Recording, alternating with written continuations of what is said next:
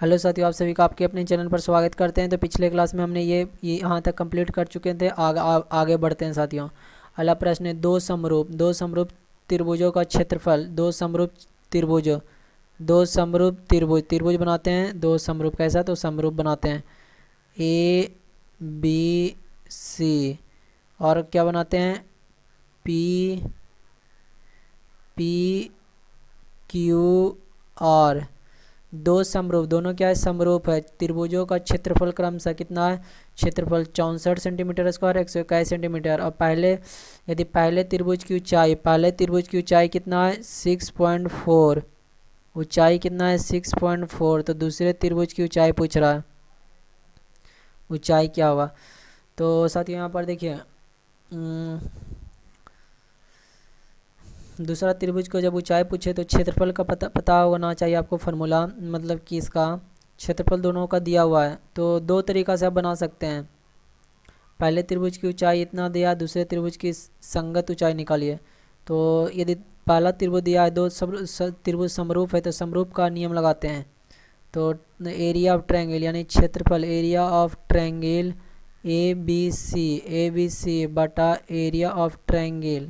Area of triangle P Q R बराबर कितना होता है साथियों, बी सी का होल भुजा का होल स्क्वायर से डिवाइड करते हैं। तो यहाँ पर area of A B C दिया है 64, पी क्यू आर कितना दिया है साथियों, 121 बराबर बी सी के whole square plus Q R के होल स्क्वायर। तो यहाँ स्क्वायर को यदि हटाएंगे तो यहाँ पर क्या होगा, रूट चढ़ा देंगे यदि स्क्वायर को हटाएं। तो यानी 64 रूट अंडर 64 बटा 121 बराबर बी सी बटा क्यू आर।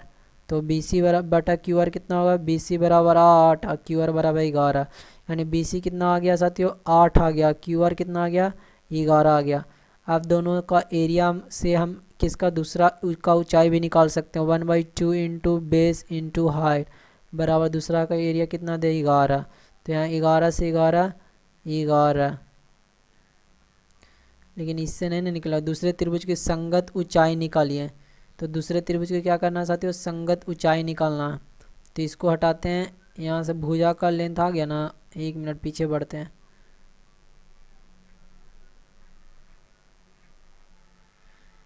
ये भुजा का लेंथ देखिए, दोनों का क्षेत्रफल दिया था। तो यहाँ पर बी सी का लेंथ आया और क्यू आर का लेंथ आया। और तो इसको हम लगाते हैं ऊंचाई में भी वही फार्मूला लगाते हैं साथियों, ये समरूप का ही लगाते हैं। तो area of triangle A B C बराबर बी सी का स्क्वायर बटा क्यू आर का स्क्वायर। और क्या लिख सकते हैं, बराबर ए बी के होल स्क्वायर भुज अति हाइट का होल स्क्वायर बटा पी आर के होल स्क्वायर। तो यहाँ पर देखिए साथियों, ए बी सी का होल स्क्वायर, ए बी बराबर 64 दिया था और ए पी क्यू आर बराबर 21 दिया था। और ए बी यानी ये वाला हाइट के होल स्क्वायर बटा पी आर के होल स्क्वायर। इसको यदि रूट में करते हैं तो 64 बटा 121 रूट में चल जाएगा। यहाँ क्या आएगा, ए बी बटा पी आर के पी, यहाँ आर लेते हैं इसको, तो पी आर यही हाइट हमको निकालना है। तो पी आर यहाँ क्या होगा 8 और यहाँ क्या होगा 11, यानी 8 का 64 का स्क्वायर रूट कितना है, रूट में कितना करेंगे तो 8 होगा, 121 के 11। और ए बी बराबर हमको दिया है कितना 6.4, हमको निकालना क्या है पी आर। तो यहाँ से क्या करते हैं 8 अठी 64.8, यानी पी आर बराबर कितना हो जाएगा साथियों 11 इंटू 0.8, यानी हमारा कितना होगा 8.8। हमारा आंसर क्या होगा 8.8, हमारा इस प्रश्न का आंसर हो गया। तो ऐसे भी निकालिए हम। उसमें देखिए ये होता है प्रॉपर्टी, जब दो ट्रायंगल समरूप है यानी सिमिलर है, इंग्लिश में बोलते हैं सिमिलर। तो इसके जो भुजा का होल स्क्वायर उसके क्षेत्रफल के बराबर है भुजा का होल स्क्वायर, यानी बी सी का होल स्क्वायर बटा क्यू आर के होल स्क्वायर, या लंब का होल स्क्वायर भी कर सकते हैं, ए बी के होल स्क्वायर बटा पी आर के होल स्क्वायर। या बोल सकते हैं पी आर के, यहाँ बोल सकते हैं, यहाँ से क्या लिखते हैं ए सी के होल स्क्वायर बटा पी आर के होल स्क्वायर, ए सी के होल स्क्वायर प्लस बराबर पी आर के होल स्क्वायर। या क्या ले सकते हैं ए बी के होल स्क्वायर बटा पी क्यू के होल स्क्वायर। ये सारे किसी के साथ रिलेशन आप बना सकते हैं। तो इस तरह समझ गए होंगे। यहाँ ये वाला किए ना, तो यहाँ पर नहीं आ रहा था 0.8 टाइम से, तो इसका भी 0.8 टाइम देखिए यहाँ आ जाएगा। देखिए 11 का पॉइंट कितना 8 टाइम्स है, 0.8 टाइम्स है, तो यहाँ 11 लाए ना, तो इसका भी 0.8 टाइम्स करेंगे तो 11 × 88। तो यहाँ पर उस समय देखिए कारण था कि नहीं आने का 1/2 इंटू 8 इंटू 6.4 बराबर 1/2 इंटू 11 इंटू एक्स। तो यहाँ से यहाँ काट दिए, लेकिन यहाँ से क्या हो गया, 8 के 2 48 और 3 51। तो इससे तो नहीं आएगा, दोनों समरूप है, लेकिन यहाँ पर से कितना, इसका कितना टाइम्स है तो इसका भी कितना टाइम्स होगा, इससे एरिया निकाल सकते हैं। तो साथियों समझ गए होंगे, हम कोशिश किए समझाने के लिए। यदि आप चाहते हैं ऐसे करने के लिए, मान लीजिए कि इसको BC बराबर 8 लाएँ, तो ये BC 8 नहीं है, ये रेशियो निकालते हैं। तो यदि 8 गुना 6.4 करते हैं तो 2 से 4, 4 चौ 16, 6 चौ 24, 1 25, ऐसा एरिया नहीं ना आता है, इसीलिए इसको इस तरह निकालिएगा, इसका कितना टाइम्स है, इसका कितना टाइम्स है। तो आप समझ गए होंगे हम क्या किए जो।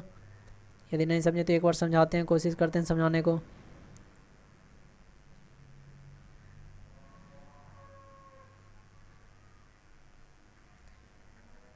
देखिए दो समरूप त्रिभुज दिया था, क्या दिया था, दो समरूप त्रिभुज दिया था, और दोनों का दो समरूप त्रिभुज ABC समरूप त्रिभुज और PQR समरूप है, और दोनों का क्षेत्रफल दिया, एरिया दिया था।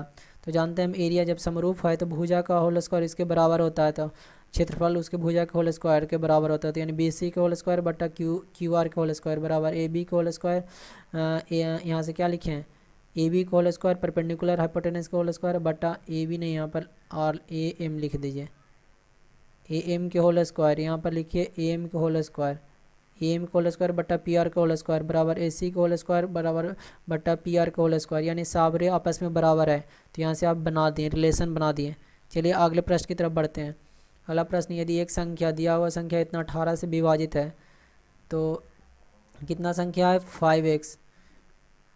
संख्या लिखते हैं 5x 4 2 3 बाई, किससे विभाजित है, 18 से। तो 18 से विभाजित के लिए 11 और 8 से विभाजित होना चाहिए। तो आपको पता है कि 8 से विभाजित होने के लिए लास्ट 3 अंकों का लास्ट 3 डिजिट 8 से डिविजल होना चाहिए।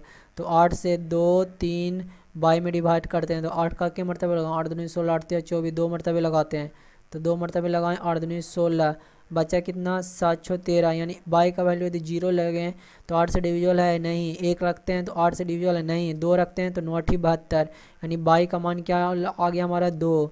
तो बाई का 2 माना गया, तो इसमें देखिए 5x 4 2 3 बाई बराबर कितना लें, 2 लाएँ, बाई बराबर कितना लाएँ, 2 लाएँ,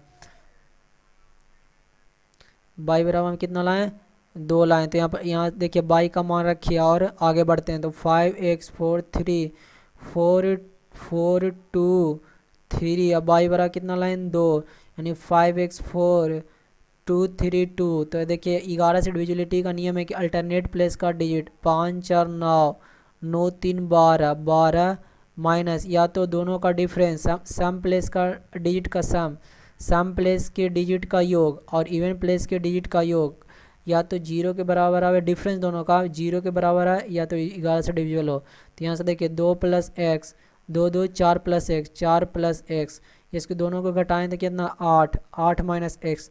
तो x का मान क्या रखें, तो x बराबर 8 रखते हैं, तो दोनों बराबर 0 है, या तो 0 है या तो 11 से डिविजिबल है। तो x बराबर क्या रखते हैं, 8 रखते हैं। तो x बराबर 8 रखते हैं यहाँ पर। तो देखिए x बराबर 8, तो y बराबर क्या निकालें, 2, यानी 8 × 5 = 40 और -16, तो यानी कितना हो जाएगा, 24 आंसर हमारा हो गया। यहाँ पर x बराबर 8 रख सकते हैं। 11 का डिविजिबिलिटी का नियम है साथियों, 8 का डिविजिबिलिटी का नियम है, 8 का डिविजिबिलिटी का नियम है, डिविजिबिलिटी का नियम है कि अंतिम थ्री अंक नियम है, अंतिम 3 अंकों का अंतिम 3 डिजिट अंकों के अंतिम 3 डिजिट 8 से डिविजल है, 8 से डिविजल है, तो वह संख्या क्या होगा, डिविजिबल है, तो वह संख्या है, तो वह संख्या क्या होगा, वह संख्या क्या होगा, 8 से डिविजिबल होगा। तो वह संख्या 8 से क्या होगा, 8 से डिविजिबल होगा। ये बात याद रखिएगा, जो भी संख्या दिया होगा यदि उसका अंतिम 3 अंक 8 से डिविजिबल होगा तो वह 8 से डिविजिबल है, 8 से क्या होगा, डिविजिबल होगा। और 11 से डिविजिबिलिटी का नियम है 11 से डिविजिबिलिटी का नियम है कि इवन इवन इवन इवन अंकों का डिजिट का सम, इवन अंकों का डिजिट का सम और माइनस ऑड अंकों के डिजिट का योग, अंकों का डिजिट का योग सम बराबर या तो 0 के बराबर है या 11 से डिविजिबल है। ये इसका डिविजिबिलिटी का नियम है। तो इस तरह आप निकाल लेंगे। इसका प्रश्न का आंसर क्या होगा? Option number B, 24। तो आगे बढ़ते हैं। आगे अगला प्रश्न, एक महाविद्यालय में लड़के और लड़कियों की संख्या का अनुपात दिया है। यदि 20% लड़के और 25% लड़कियां वयस्क है तो उन विद्यार्थियों में प्रतिशत ज्ञात करें जो वयस्क नहीं है। तो देखिए साथियों, यहाँ पर दो तरीका से परसेंटेज पूछ रहा है। तो मान लिया जाए पहला कि लड़के और लड़कियाँ, गर्ल्स यानी बॉयज़ और गर्ल कितने के अनुपात में? 3, यानी हम इसको मानते हैं 300 तो इसको मानते हैं 200 रेशियो में। तो मान लीजिए 300 है 200 है। तो 20% लड़कियाँ वयस्क है, 20% लड़के वयस्क हैं। तो वयस्क नहीं है कितना होगा? तो 300 का 80% क्या है? वयस्क नहीं है। तो 300 का 80% क्या है? जो वयस्क नहीं है। तो कितना आंसर आया? 38 24, यानी 240 लोग वयस्क नहीं है। तो गर्ल्स में कितने लोग वयस्क नहीं है? तो 25% तो वयस्क, लेकिन 75% वयस्क नहीं है। यानी 100 में से घटा रहे हैं। क्या करें? 25% वयस्क है, 25% क्या है? वयस्क है। तो वयस्क नहीं है कितना हो गया? तो 100 माइनस 25%, यानी क्या करें? इसको प्रतिशत को लिख दिए। तो क्या हो गया? 100 माइनस 25%, यानी कितना हो गया? 75% क्या हो गया? वयस्क नहीं है। तो इतना 75 दूनी 150, यानी कितना वयस्क नहीं है? 150। इधर वयस्क नहीं है, इधर कितना नहीं वयस्क है? 240 नहीं है।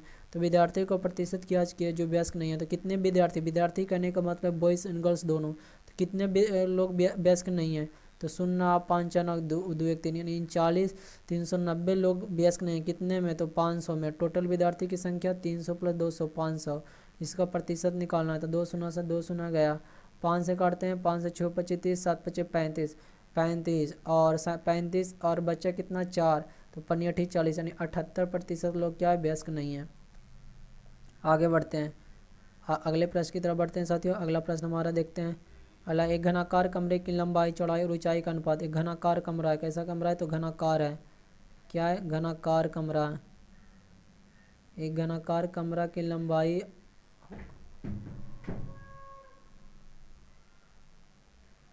घनाकार कमरा की लंबाई चौड़ाई और ऊंचाई इतना का अनुपात। यदि सफ़ेदी कराने की लागत 9 रुपये प्रति वर्ग मीटर है तो कमरे के चारों दीवारों को सफ़ेदी कराने में, चारों दीवारों को, 4 दीवार हो गया साथियों, 1 दीवार 2 दीवार 3 दीवार 4 दीवार। तो देखिए साथियों, ये यदि लेंथ है, ये ब्रीथ है, तो एच है। तो कमरा के चारों दीवारों को सफाई करने में, तो यहाँ पर एल दिया हुआ है 13 मीटर, बी दिया हुआ 12 मीटर और एच दिया 15 मीटर। तो चार दीवार कौन कौन हुआ? एक ये वाला एल एच वाला, यानी पहला क्या? L H. इधर भी क्या होगा? L into H. इधर क्या होगा? L H. इधर भी एल एच होगा। एक इसके सामने वाला होगा ना, ये लंबाई हुआ, ये ऊंचाई होगा। अगला क्या होगा? B H. एक ये बी एच होगा, बी और एच। एक ये वाला बी एच होगा, बी एच। मतलब इतना का हमको एरिया निकालना था। 2 times of L H plus 2 times of B H. तो 2 कॉमन लेते हैं, 2 कॉमन होता है L H plus B H, तो 2 टाइम्स ऑफ एल दिया 13, बी एच दिया कितना? एच दिया कितना साथियों? 15। बी दिया 12, एच दिया 15। तो इसको गुना करते हैं, 13 गुना 15 कितना होगा? 13 पचे 65 और 13 यानी 13 पचे 195। 2 टाइम्स ऑफ 195 और 12 को 15 में गुना करते हैं तो 180 ना आता है साथियों। 15 दूनी 30 और 15 यानी 180। तो टोटल कितना हो गया? इतना एरिया को हमको पेंट करना है। तो 5 9 8 17, 5 9 8 17 और 2 1 3, यानी कितना हो गया? 5 दूनी 10, 7 दूनी 14, 1 15, 15 3 दूनी 6 1 7, यानी इतना कितना मीटर स्क्वायर, इतना मीटर स्क्वायर को पेंट करना है हमको, क्योंकि केवल दीवारें के बारे में बात बोल रहा है। तो देखिए 1 मीटर स्क्वायर पेंट करने में उसको कितना खर्च हो रहा है? रुपया 9 रुपया का खर्च हो रहा है। तो हमको कितना मीटर पेंट करना है? 750 मीटर स्क्वायर को पेंट करना है। तो कितना होगा? 750 गुना 9, तो 0 0 पचे 45 के 5 हाथ में डालो 4 9 से 63 4 67, यानी 6750 रुपया टोटल खर्च होगा। तो हमारा ऑप्शन नंबर क्या होगा? ऑप्शन नंबर तीसरा सही है। तो चलिए आगे बढ़ते हैं साथियों अगले प्रश्न की तरफ। अगला प्रश्न देखिए, नीचे दिए गए दंड आरेख लगातार 2 वर्ष 2010 11 2010 और 11 2010 कौन दिखा रहा है? ये वाला जो डीप जो कलर किया हुआ है 2010 को दिखा रहा है। 2011 जो कम डीप कला हुआ कलर है के दौरान एक प्रकाशक कंपनी की 6 शाखाओं से पुस्तक की बिक्री 1000 की संख्या में, यानी प्रति 1000 पर कितना, यदि 1000 संख्या लेते हैं तो उस पर कितना हजार पर मतलब बिक्री 1000 की संख्या में दर्शाता है। इस दंड आरेख पर आधारित प्रश्नों का उत्तर दीजिए। तो देखिए वर्ष 2010 में 10 में सभी शाखाओं की औसत बिक्री 1000 की संख्या में कितनी है? देखिए साथियों 2010 में कितना, 2010 में कितना, यहाँ से यदि B1 की बात करें तो 2010 में B1 की बात करें तो बिक्री कितना 80 हो गया। और B2 की बात करें 2010 में तो देखिए 10 वाला तो ये वाला दिखा रहा है, 10 वाला ये पार्ट दिखा रहा है तो 75 हुआ। और B3 की बात करें तो 95 हुआ। और B4 का बात करें तो क्या हो गया 85 हो गया। B4 का बात करें तो 85 और B5 का बात करें तो 75 हो गया। और B6 का बात करें तो 70 हो गया। अभी सबको जोड़ते हैं तो कितना होगा 5 5 10 5 3 15 5 20 20 के 0 बाकी 2 7 7 14 14 8 22 22 9 31 31 7 38 38 और 8 36 36 2 38। अब इतना टोटल बुक बिका कितने हज़ार पर, प्रति 1000 मान इसको मानिए। अब देखिए अब बोल रहा है औसत निकालना, तो औसत कितना होता है, कितना ब्रांचेस है उसका, तो 2 4 2 4 2 6 से डिवाइड करते हैं तो 6 6 औसत क्या होता है कुल संख्याओं का योग बटा नंबर ऑफ संख्या, कितनी संख्याएं हैं तो 6 इसके पास कंपनी है तो 6 छक 36 6 छक 37। आगे इसको 6 छक 36 हो गया 36 और 3 38 6 25 30 यानी 65 6 25 30 6 छक 36 और 2 38। तो यहाँ पर देखिए इसका ऑप्शन देखिए पूरा मेरे पास यहाँ पर नहीं आया। तो यहाँ देखिए वर्ष 2010 में सभी संख्याओं की औसत बिक्री 1000 की संख्या में कितनी है? तो 2010 में पहला में कितना बिक्री हुआ था 80 को, B2 में 75 हो, B3 में 95 हो, B4 में 85 को, B5 में 75 70। तो 5 15 5 15 5 20 के 0 बाकी 2 7 का 7 14 14 8 14 8 कितना हो गया और 4 12 22 22 9 31 31 7 38 38 38 8 38 8 8 16 38 8 ओ गड़ी देखिए 7 7 14 14 8 22 22 9 31 31 7 38 38 8 8 8 38 8 8 16 46 46 2 48 होगा। यहाँ 48 होगा तो 6 से काटते हैं तो 8 का 48 यानी 80%। हमें यहाँ गड़बड़ा दिया ना जुड़ने में। यहाँ देखिए यहाँ पर क्या होगा साथियों, यहाँ पर देखिए एक मिनट यहाँ पर जोड़े ना टोटल सम किए तो कितना है हमारा 480 आया। अब हमको प्रतिशत निकालना है कितना औसत हुआ तो 480 बटा 6 तो 880 यानी 80 इसका औसत है प्रति 1000 की संख्या में। तो हमारा 80 इस प्रश्न का आंसर है। तो आप समझ गए होंगे। चलिए आगे बढ़ते हैं। अगला दोनों वर्षों में एक साथ शाखा किसमें B1 B3 और B5 में कुल बिक्री 1000 में कितनी है? दोनों वर्षों में एक साथ शाखा B1 में कितना बिक्री आया? B1 में दोनों में बल जोड़ना है तो B1 180 प्लस 105 185 और B3 में कितना होगा? B3 में 95 प्लस 110 यानी 95 110 प्लस 95 कितना हो गया 5 9 1 10 1 1 2 यानी 205 हो गया। और किसमें B5 में कितना हो गया 75 प्लस 95 यानी 5 5 10 9 7 16 170 170। तो दोनों वर्षों में कुल बिक्री के बारे में बताना है तो 185 प्लस 205 प्लस 170 तो 5 5 10 8 7 15 1 16 8 5 5 10 8 7 15 1 16 2 2 4 1 5 560। तो यहाँ पर ऑप्शन कट गया है, यहाँ पर ऑप्शन नहीं दिया है। देखिए यही नहीं दिया है। दोनों वर्षों में एक साथ शाखा B1 B3 और B5 की कुल बिक्री कितना है? तो B1 में कितना बिक्री हुआ 100 105 प्लस 80 185 B1 में। B3 में 5 9 1 10 1 1 2 205 हुआ B3 में। B5 में कितना हुआ 5 5 10 9 7 16 170। तो टोटल के जोड़ें तो 560 का बिक्री हुआ प्रति 1000 में कर रहे हैं। तो चलिए आगे बढ़ते हैं साथियों, आगे बढ़ते हैं। अगला प्रश्न देखिए, अगला प्रश्न हमारा ये है। देखिए अगला प्रश्न बहुत सिंपल प्रश्न है, इस तरह के प्रश्न हम आपको एक बार डिस्कशन और कर चुके हैं। देखिए x square minus 4x plus 1 बराबर 0 दिया है, हमको खोजना क्या है, x square plus 1 by X square का मान निकालना है। ठीक है, क्या होगा, x square plus 1 by X square. तो इस तरह के प्रश्न को सॉल्व करने के लिए देखिए ये 4x इसको इधर भेज देते हैं और क्या करते हैं, divide x by both side, divide करते हैं एक्स बाई बोथ साइड में एक्स से डिवाइड करते हैं तो एक्स प्लस 1 बाई एक्स बराबर 4। अब निकल जाएगा आराम से, इसका स्क्वायरिंग कर दीजिए, यही तो पूछ रहा है। तो स्क्वायर करते हैं तो कितना आएगा, X square plus 1 by X square plus 2ab 2 times of a into B बराबर 4 चौ 16। यहाँ से काटे हैं तो X square plus 1 by X square बराबर 16 माइनस 2, यानी हमारा कितना आंसर आ गया, ऑप्शन नंबर 2 यानी 14। इस तरह को प्रश्न ऐसे ही सोल्व करते हैं। तो चलिए आगे बढ़ते हैं। अगला प्रश्न है 10 संख्याओं का औसत। 10 संख्याओं का औसत कितना दिया है साथियों, 26.5। कितने संख्या का, 10 संख्याओं का औसत दिया है।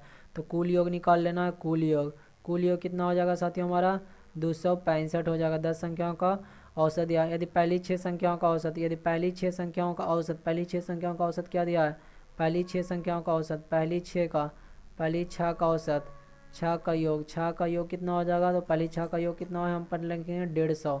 अगला बोला अंतिम 6 का योग, अंतिम 6 का योग। तो देखिए पहली 6 का योग कहने का मतलब 10 संख्या है, 1 2 3 4 5 6 7 8 9 10, 10 संख्या है। और पहली 6 संख्या का योग, पहली 6 संख्या का योग कितना निकालें, 150। और अंतिम 6 संख्या का 1 2 3 4 5 6, यानी अंतिम 6 संख्या में 2 बार काउंट हो रहा है, कौन कौन, पंचमी और छठी, 2 बार काउंट हो रहा है।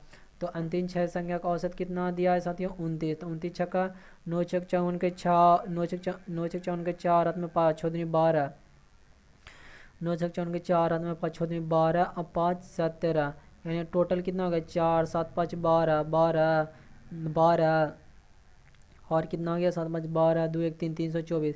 इसमें आपको पता है कि 5 और 6 2 बार ऐड हो गया, इधर से भी 5 6 ऐड हो गया, इधर से भी 5 6 2 बार काउंट हो गया।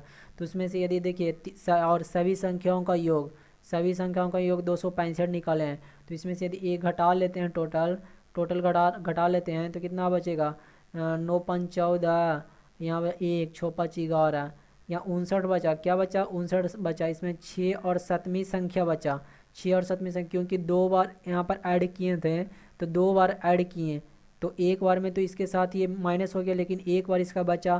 तो ये छठी और 7वीं संख्या का योग कितना आया, 59 आया। अब इसका औसत पूछ रहा है, यानी 2 से डिवाइड करते हैं तो 59 में 2 से डिवाइड करते हैं तो 29 दुनिया 58, यानी 29.5 हमारा औसत आया। ये समझ गए होंगे कि पहले देखिए पहले हम क्या करें, 10 संख्या का टोटल योग में निकालें। पहला तो 10 संख्या का योग निकालें, तो योग किए तो कितना है, 265। तो योग करने में प्रत्येक संख्या का नंबर मतलब प्रत्येक संख्या का योग होता है, पहला संख्या, दूसरा संख्या, तीसरा संख्या, चौथा संख्या, पांचवा संख्या, छठा, सातवां, आठवां, नौवां, 10वां, प्रत्येक संख्या का योग होता है। और बोल रहा है कि देखिए इसमें पहला 6 संख्या, तो पहला 6 संख्या को तो हम निकाल लिए योग, वो दिया था 25 औसत दिया था, तो उससे हम टोटल का योग निकालें जो 150 आया। और अंतिम 6 संख्या, जब पहला 6 संख्या लिए हैं तो 5 6 इसमें भी ऐड हो रहा है, और अंतिम 6 संख्या जब ले रहे हैं तो 5 6 इसमें भी ऐड हो रहा है, यानी 5 6 पाँचवीं संख्या और छठी संख्या जो भी मान होगा पाँचवीं छठी का, वो दोनों बार में ऐड हो रहा है, पहली बार में भी ऐड हो रहा है, दूसरे बार में ऐड हो रहा है। तो यहाँ पर 2 टाइम्स ऑफ पाँचवीं थी, कौन कौन सा, पाँचवीं और छठी, सॉरी यहाँ पर पाँचवीं छठी लिखे हैं, पाँचवीं और छठी, पाँचवीं छठी क्या हो रहा है, 2 बार ऐड हो रहा है, पाँचवीं छठी क्या कर रहा है, 2 बार ऐड हो रहा है। तो इसको क्या करते हैं, पाँचवीं छठी 2 बार ऐड हो रहा है, तो पाँचवीं छठी एक बार हमको निकाल लेंगे कैसे, तो पता है कि आपको साथियों टोटल जोड़ते हैं तो इसमें पाँचवीं छठी 2 बार ऐड हुआ होगा, 324 आया दोनों का योग 12 संख्या का, इसमें से छठी संख्या 2 बार ऐड हो गया तो 12 संख्या। और दिया था कि पहले 10 संख्या का औसत 265, यानी छठी और 7वीं संख्या दोनों का योग कितना हो गया, 59। अब इसका औसत निकालना था, तो औसत निकालने के लिए क्या करते हैं, कुल संख्याओं का योग बटा नंबर ऑफ संख्या। तो नंबर ऑफ संख्या कितनी थी, तो 2 थी, पाँचवीं और छठी, तो इसका डिवाइड कर दिए 59 में से 2, 59 बटा 2, तो 29.5 हमारा आंसर आया। तो चलिए आगे बढ़ते हैं। अगला प्रश्न है, त्रिज्या 9 सेंटीमीटर की एक गोलाकार ठोस लीड बॉल को पिघलाया जाता है और त्रिज्या 3 मिलीमीटर की छोटी ठोस लीड बॉल बनाई जाती है, तो छोटे गेंदों की संख्या। तो देखिए साथ 9 सेंटीमीटर त्रिज्या के गोलाकार ठोस लीड बॉल को पिघलाया जाता है, 9 सेंटीमीटर को, 9 सेंटीमीटर को, तो कितना होगा 4/3 पाई r क्यूब। 4/3 क्योंकि इसके वॉल्यूम के बराबर पिघलाएगा। और 3 मिलीमीटर तो जानते हैं हमको कि 10 मिलीमीटर बराबर कितना होगा 1 सेंटीमीटर। 10 मिलीमीटर तो 1 मिलीमीटर बराबर 1/10 सेंटीमीटर, यानी 3 मिलीमीटर बराबर कितना होगा 0.3 सेंटीमीटर। 3 मिलीमीटर बराबर 0.3 सेंटीमीटर होगा। अब इसको पिघला कर कितना कितना गोला बनाया जा सकता है, तो 0.3 का होल क्यूब यानी n गोला बना सकते हैं। दोनों को वॉल्यूम को बराबर किए हैं, तो 9 9 9 × 9 × 9 इधर क्या किए 3 × 3 × 3 पॉइंट पॉइंट में है तो सब बार 10 से गुना करते हैं, 10 से गुना करते हैं नंबर ऑफ संख्या। तो 3 तिया 9, 3 तिया 9, 3 तिया 9 यानी 27,000 टोटल हमारा बॉल बनेगा n बराबर। तो आज के लिए साथियों इतना ही। चैनल पर वीडियो आए हैं तो नए तो चैनल को सब्सक्राइब करें, शेयर करें।